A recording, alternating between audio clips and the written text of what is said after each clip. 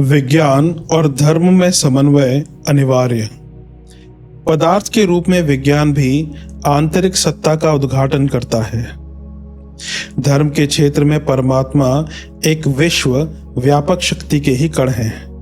सच तो यह है कि शक्ति के अतिरिक्त संसार में और कुछ है ही नहीं। धर्म उसे अंतः चेतना के रूप में देखता है। वह उदाहरण देता है कि गांधी जी का आत्मबल ही था जिसने ब्रिटिश सत्ता को बिना लड़े उखाड़ दिया, और विज्ञान कहता है कि एक जबरदस्त छोटे से अस्त्र ने हिरोशिमा के 70,000 नागरिक पल भर में भून डाले। वह क्या कम जबरदस्त शक्ति थी? भले ही एक का स्वरूप रचनात्मक हो और दूसरे का स्वभाव ध्वंस, पर विज्ञान और धर्म दोनों ने ही शक्ति के एक ही स्वरूप की जानकारी दी है। दोनों में कोई विरोध नहीं है।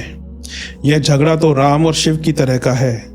राम शिव के उपासक हैं और शिव राम के, पर शिवजी के भक्त भूत प्रेतों का स्वभाव राम के भक्त रीछ वानरों के स्वभाव से नहीं मिलता, इसलिए वे परस्पर लड़ते हैं। आज विज्ञान धर्मावलंबियों को हीन मानता है तो धर्म को मानने वाले भौतिकवादी या पदार्थ की शक्ति पर विश्वास करने वालों को ओछा मानते हैं। दरअसल दोनों को एक ही समझना चाहिए कि धर्म और विज्ञान के मूलभूत उद्देश्य एक ही सत्य को प्राप्त करते हैं। रामकृष्ण परमहंस के शब्दों में मंगल का उपवास लड़की भी रखती है और माँ भी। दोनों के लिए मंगल एक ही है, पर मान्यताएं अलग अलग हैं। वह कहती है कि मैं मंगल का व्रत हूँ, माँ कहती है कि मैं मंगल का व्रत हूँ। उद्देश्य दोनों के एक हैं, केवल मैं का झगड़ा है। धार्मिकता अनिवार्य होनी चाहिए, पर उसका यह अर्थ नहीं कि विज्ञान को छोड़ दिया जाए। विज्ञान का परित्याग ही विश्वास को अंधविश्वास और श्रद्धा को अंधश्रद्धा बनाता है, जबकि धर्म का उद्देश्य सत्य को खोजकर मनुष्य को एक ऐसा रास्ता दिखाना है जिसमें वह अपने हर पड़ोसी के साथ, मिलने जुलने वाले के साथ शांति, प्रेम और भाईचारे का जीवन यापन कर सके। भारतवर्ष में इस समन्वय की गंगा बह चुकी है। जब यहाँ धर्म और विज्ञान दोनों का समन्वय किया गया था और मनुष्य जीवन को इस तरह संतुलित किया गया था जिसमें धर्म भी था और विज्ञान भी, तभी यह देश चरमोत्कर्ष कर सका था। धर्म ग्रंथों में जीव को ईश्वर अंश बताते हुए कहा जाता है कि व्यक्ति भगवान है, अर्थात व्यक्ति में ईश्वरी गुणों की खोज करते हैं। लेकिन विज्ञान ब्रह्मांड के ज्ञान में वृद्धि करता है, तब हमें पता चलता है कि रचयिता क्रिएटर मनुष्य नहीं हो सकता। अलबत्ता वह मनुष्यों की शक्ति, क्षमता, ज्ञान और सामर्थ्य का विकसित रूप होना चाहिए। धर्म ग्रंथों में जीव को ईश्वर अंश बताते हुए कहा जाता है कि व्यक्ति भगवान है, ईसा, कृष्ण या राम के रूप में, अर्थात व्यक्ति में ईश्वरी गुणों की खोज करते हैं। लेकिन विज्ञान ब्रह्मांड के ज्ञान में वृद्धि करता है, तब हमें पता चलता है कि रचयिता क्रिएटर मनुष्य नहीं हो सकता। अलबत्ता वह मनुष्यों की शक्ति, क्षमता, ज्ञान और सामर्थ्य का विकसित रूप होना चाहिए।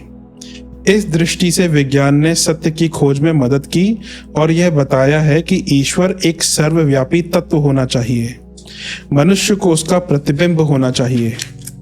यदि इन निष्कर्षों को मान लेते हैं तो सचमुच मनुष्य को दीक्षित करने की एक बड़ी भारी समस्या हल हो जाती है। फिर तो मनुष्य को इतना समझना शेष रह जाता है कि हम अपनी शक्तियों को अपव्यय से बचाकर उनका किस प्रकार विकास करें कि अपनी अपूर्णता ईश्वरीय पूर्णता में परिवर्तित हो जाए। इस कार्य को फिर धर्म पूरा कर सकता है।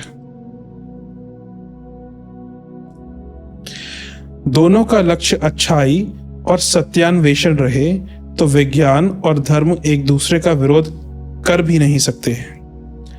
अभी भी हमारा विज्ञान केवल पदार्थ संबंधी जानकारी देता है, लक्ष्य नहीं बताता, इसलिए धर्म की दृष्टि में वह अहितकारक है। इसी प्रकार अध्यात्म अंधविश्वास को मान्यता देता है, जिसे विज्ञान कभी स्वीकार नहीं कर सकता। ये दोनों की भूलें हैं। दोनों में से किसी को भी अपनी सच्चाई से विमुख नहीं होना चाहिए। विज्ञान विशिष्ट तरीकों से ज्ञान प्राप्त करता है और धर्म की अनुभूति भिन्न प्रकार की होती है। विज्ञान की दिशाएं पदार्थ के ज्ञान की ओर पहुंचेंगी, जहां से ईश्वरीय शक्तियों ने स्वेच्छा या अन्य किसी कारण से पदार्थ में परिवर्तित होना प्रारंभ किया।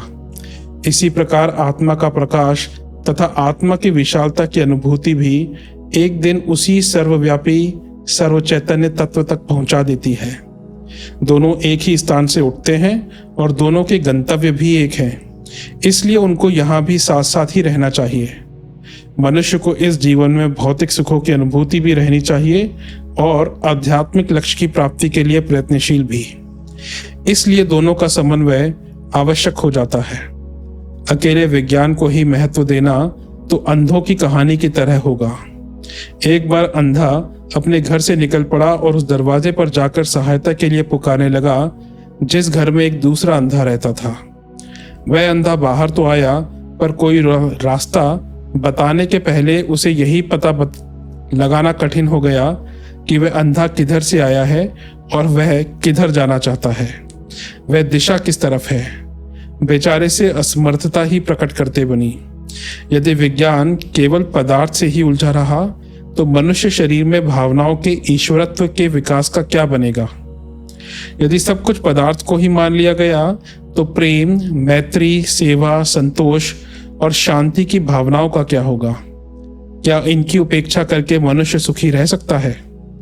भौतिकवादी दर्शन शास्त्र, मैटीरियलिस्टिक फिलॉसफी मृत्यु के बाद जीवन के अस्तित्व में विश्वास नहीं करता, लेकिन विज्ञान अब भौतिकता से आगे बढ़ गया है। अब यह माना जाने लगा है कि शरीर और विश्व में कुछ वस्तुएं जैसे संस्कार कोश, जीन्स अमरत्व हैं, उनका कभी नाश नहीं होता। उसी प्रकार अब भौतिकवाद का सिद्धांत कि पदार्थ नष्ट नहीं होता पुराना पड़ गया। इलेक्ट्रॉन, जो कि पदार्थ का विद्युत आवेश है, ऊर्जा केंद्र सेंटर्स ऑफ एनर्जी में वाष्पीकृत हो जाता है, एनर्जी में बदल जाता है। पदार्थ का भार समाप्त हो जाता है, पर ऊर्जा एनर्जी में कोई भार नहीं रह जाता। परामनोविज्ञान अब मानव विज्ञान के उस अध्यात्म पर प्रवेश कर रहा है जिसे हम पुनर्जन्म कहते हैं, और इस प्रकार विज्ञान धर्म की मान्यताओं पर आ रहा है। यह कहा जा सकता है कि भारतवर्ष के प्रायः सभी धर्म पुनर्जन्म को मानते हैं। मनोविज्ञान के अनुसंधानकर्ताओं को ऐसे लड़के लड़कियां मिली हैं जो अपने पूर्व जन्मों का हाल बताते हैं। अमेरिकी मनोवैज्ञानिक डॉक्टर स्टीवेंसन कुछ दिन पूर्व नई दिल्ली आए। उन्होंने बताया कि मैंने विश्व के लगभग 500 मामलों का अध्ययन किया है। उससे मुझे विश्वास हो गया है कि पुनर्जन्म की कल्पना कपोल कल्पित नहीं। उनकी इस सम्मति को वैज्ञानिकों में बहुत महत्व दिया जा रहा है। यह बताता है कि मनोवैज्ञानिक धार्मिक सत्यों से आंख नहीं मीचते, वरन वे अब उस स्थान पर हैं जहां से धर्म के सत्यों को सरलता से प्रतिपादित किया जा सकता है। वैज्ञानिक रॉबर्ट ब्लैचफोर्ड ने माना है कि आज भौतिकतावाद और भोगवाद के पग उखड़ रहे हैं और अब वह समय आ गया है जब विज्ञान खाओ, पियो और मौज करो, ईट, ड्रिंक एंड बी मैरी के भौतिकतावादी सिद्धांत को छोड़ देगा और आध्यात्मिक क्षेत्र में प्रवेश करेगा। डॉक्टर ब्लैचफोर्ड का यह सिद्धांत अब पश्चिम वेस्टर्न कंट्रीज में फिलॉसफी ऑफ ब्लैचफोर्ड के सिद्धांत के नाम से तीव्रता से प्रसिद्ध भी हो रहा है। वैज्ञानिक तरीकों से प्राप्त ज्ञान में अंतर्ज्ञान तत्व अंतर्निहित है, जबकि आत्मचेतना का प्रकाश भी सत्य को प्रदर्शित करता है। दोनों ही रहस्यपूर्ण हैं और जैसा कि विलियम जेम्स ने कहा, जीवन का सत्य भी रहस्य की दिशा में ही है। रहस्य में वास्तविकता भी हो सकती है, निरर्थकता भी एवं पथभ्रष्टता भी। इसलिए जब सत्य और रहस्यों की दिशा में बढ़ें, तब मनोवैज्ञानिक सत्य छिपे नहीं। उसके लिए यह आवश्यक हो जाता है कि धर्म और विज्ञान दोनों ही साथ साथ पथ प्रदर्शन करें।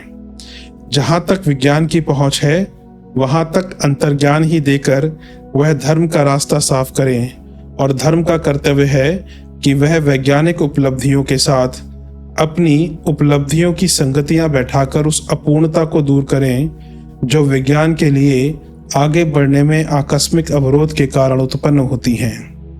विज्ञान पदार्थ की स्थूलता का विश्लेषण कर सकता है, किंतु ज्ञान और अनुभूति के प्रसंग में वह किंग कर्तव्य विमूढ़ हो जाता है। ज्ञान और अनुभूति के लिए विचार और भावनाओं की शक्तियां काम देती हैं और इनका विकास धार्मिकता के अंतर्गत आता है। मनुष्य पदार्थ और भावनाओं का मिला जुला स्वरूप है, इसलिए संपूर्ण सत्य की खोज के लिए दोनों का विश्लेषण आवश्यक है।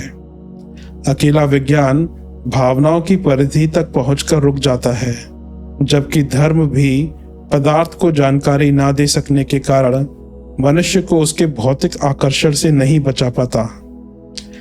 अतः विकास और अंतिम सत्य की खोज तभी संभव होगी जब इनमें से किसी को भी छोड़ा ना जाए।